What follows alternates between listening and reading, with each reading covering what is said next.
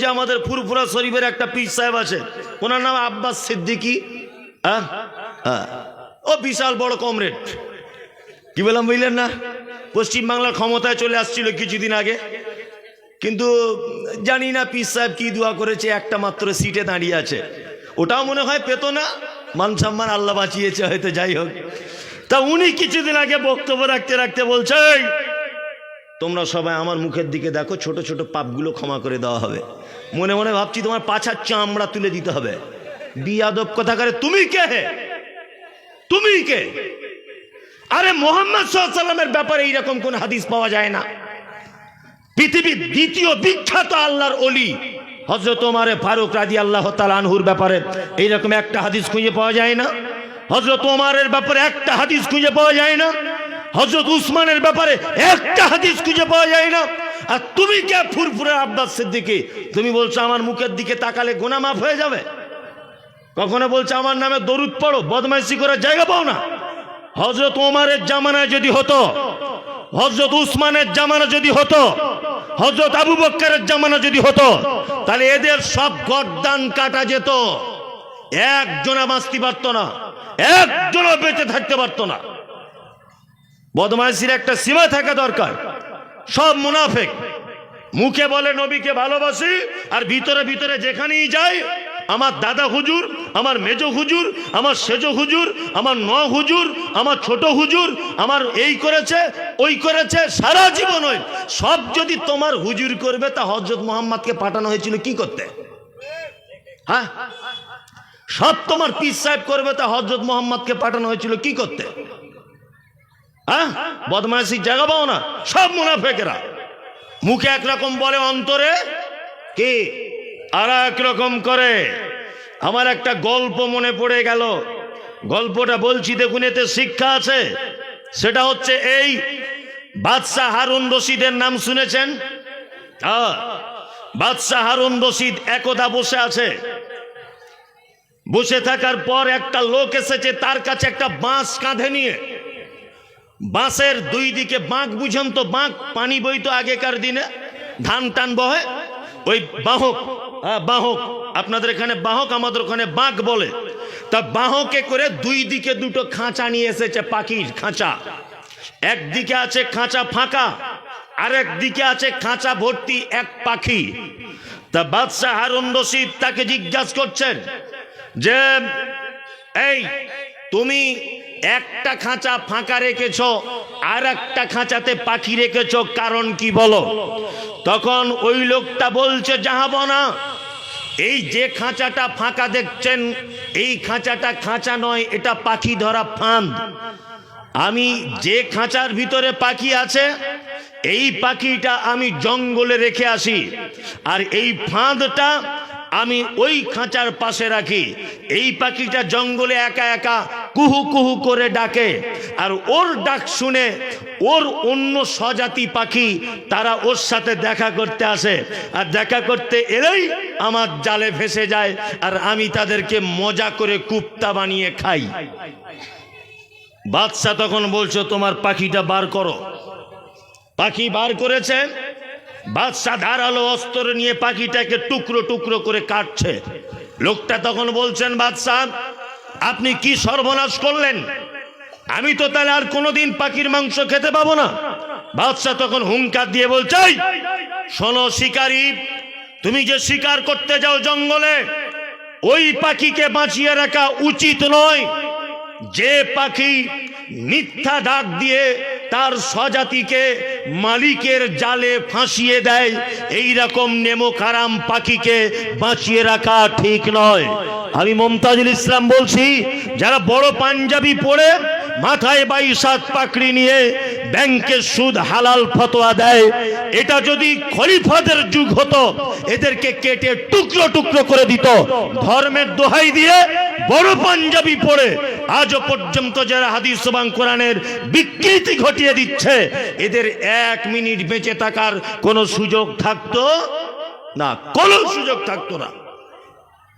মুনাফিক খুব খতরনাক। আল্লাহ তুমি আমাদের মুনাফিকি থেকে বাঁচাও, বলুন আমিন। আমিন। এতে একটা হলো, যদি 10টা বলি তো 10 ঘন্টা লেগে যাবে। তা আমি আর মোটামুটি এখন রাত তো অনেক হয়েছে, আর দুটো একটা বলবো বলি। ফাসেক নাম শুনেছেন? ফাসেক কে জানেন? চেনেন লোকটাকে? ফাসেক কে চেনেন না? ফাসেক হচ্ছে সেই, এই জায়গাটা আপনার অনেক গায়ে লেগে যেতে পারে, কেউ রাগ করবেন না কিন্তু, হ্যাঁ কেউ রাগ করবেন না। ফাসেক হচ্ছে সেই যে পাপ, এটা অন্যায়, এটা পাপ, জানার পরেও দীর্ঘদিন যাবৎ ওই কাজে লিপ্ত, ছাড়তে পারছে না। এ কি ফাসেক। বিড়ি এটা তো জায়েজ, জায়েজ তো কি? এটা হারাম, হারাম, তাই তো? খৈনি হারাম, জর্দা এগুলো হারাম, তাই তো? এটাও হারাম, সবাই জানে। আচ্ছা, কারা কারা জানেন এটা হারাম? হাত তুলুন তো একবার, তুলুন। একজন বাকি থাকবেন না, আমি একটা মজার কথা বলবো, তুলুন। সবাই জানেন তো হারাম? যারা হাত তুলেছে এদেরই পকেটে চেক করলে মাল পাওয়া যাবে, অনেক জনের পাওয়া যাবে। নাই? আরে তোমার না হয় নাই, অনেক জনের আছে না, এখানে বসে আছে, আছে আছে। এ জানে এটা পাপ, এ জানে এটা হারাম, তারপরেও ছাড়তে পারছে না। এ কে? কে? ফাসেক। ফাসেক কে? দাড়ি এটা রাখা কি সুন্নাত, এটা রাখা ওয়াজিব। কি বললাম বুঝলেন? রাখতেই হবে, কিন্তু আমরা রাখি।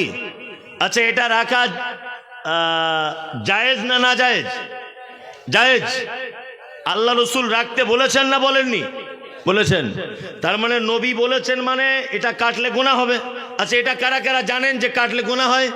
সবাই জানে, তারপরেও তো আপনি কাটছেন, আপনি ফাসেক। কারণ আপনি এটা পাপ জানার পরেও ছাড়তে পারছেন না, এর নাম ফাসেক। তবে ফাসেকদের একটা অপশন আছে, ফাসেকদের জানাজা পড়া নিষেধ, এ কথা বলা হয়নি। ফাসেকরা ইসলাম থেকে বার হয়ে গেছে, এ কথা বলা হয়নি। ফাসেকদের ব্যাপারে একটা কথা বলা হয়েছে, আল্লাহু লা ইয়াহদিল কওমাল ফাসিকিন। আল্লাহ বলছে যারা ফাসেক তারা কোশ্চিনকালে কোনোদিন জান্নাতের সোজা রাস্তা পাবে না। তারা সোজা রাস্তা খুঁজে পাবে কি না। এবার আপনাকে একটা মজার কথা বলি। হাসছেন কেন? আমার দিকে ফিরুন।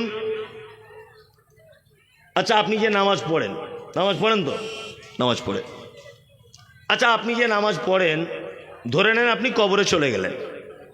কবরে চলে যাওয়ার পরে আপনি নামাজ পড়েন, তার কোনো কিছু দেখে বোঝা যাবে যে এই লোকটা নামাজ পড়তো? যাবে না। আপনি দান করেন খুব, আপনি মরার পরে আপনাকে দেখে বোম্বে থেকে একটা লোক এসেছে আপনাকে দেখতে, ধরে নেন মরার পরে। তা বোম্বের লোকটা এসে আপনার শরীর দেখে বুঝতে পারবে লোকটা দান করতো? বুঝতে পারবে না। আপনি রোজা করতেন, সিয়াম পালন করতেন, তা আপনি মারা গেছেন। তা আমি মুমতাজুল ইসলাম কলকাতা থেকে এসেছি আপনার জানাজা পড়াতে, তা আপনার শরীর দেখে আমি বুঝতে পারবো যে আপনি রোজা করেছিলেন? এই সব ইবাদতগুলো শরীরের কোনো অংশের সঙ্গে সাপোর্টিং আছে? নাই, তাই তো? এবার আপনাদেরকে একটা কথা বলি, সেটা হচ্ছে এই হজ করতে গিয়েছিলেন। আচ্ছা, 2 পিস খেজুর কবরে নিয়ে যাওয়া যাবে না? মক্কার খেজুর, একটু জমজমের পানি হালকা নিয়ে যাওয়া যাবে কবরে? যাবে না। কি নিয়ে যাবেন? উলঙ্গ হয়ে যেত, শরমগা ঢাকার জন্য একটা সাদা কাপড়, তাই তো? জি। ন্যাংটো হয়ে আপনি যাচ্ছেন, শুধু যাতে দেখা না যায় একটু ঢেকে দেওয়া, তাই তো? তাহলে জমজমের পানি ওখানে চান্স নেই। আপনি হজ করেছেন, কিন্তু আপনি হজ করেছেন তার কোনো রকমের প্রমাণ আছে? নাই। জমজমের পানি চলবে না, খাজুর চলবে না, এরকম হাজি রুমাল চলবে না, তসবি দানা চলবে না, চলবে? চলবে না। কিন্তু একটা আশ্চর্য জিনিস কবর পর্যন্ত যায়, তার নাম কি? দাড়ি। আচ্ছা, আপনাদের এখানে কেউ মারা গেলে দাড়ি চেঁচে কবরে ঢোকায় না? এইটাকে আবার সুন্দর করে সাবান দিয়ে পরিষ্কার করে, চিরুনি দিয়ে আঁচড়িয়ে তবে ঢোকায়? কোনটা? সুন্দর করে পরিষ্কার করে, তাই না? তার মানে যত রকমের আল্লাহর ইবাদত রয়েছে, একটি মাত্র ইবাদতের চিহ্ন কবর পর্যন্ত যায়, তার নাম দাড়ি